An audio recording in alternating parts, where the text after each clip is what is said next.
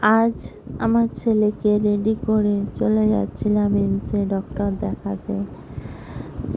2.5 মাস 3 মাসে 3.5 মাসে ডাক্তার দেখানো হয়নি, 4 মাসে পড়লো আমার ছেলে।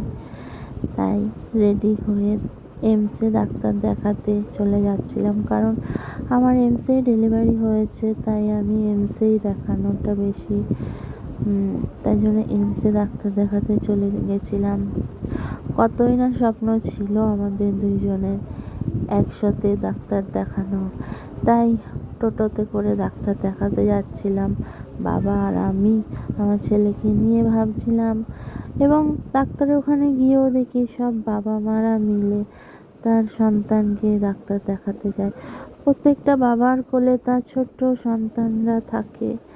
আমাদেরও কত না ইচ্ছা ছিল, কত না স্বপ্ন ছিল, কিন্তু কি করব, ভাগ্যে আমার কপালে এই পর্যন্তই আমার স্বামীর সাথ ছিল। তাই জন্যই আমার ডক্টর দেখাতেও আমাকে নিয়ে আসতো। আমি টোটোয় করে যাচ্ছি আর মনে মনে ভাবছি, ছোট ছোট বাচ্চাদের যখন তার বাবার কোলে দেখি আমার মনের ভেতরটা ভীষণই কষ্ট লাগে, কিন্তু কিছু করার নাই, আমার কপাল।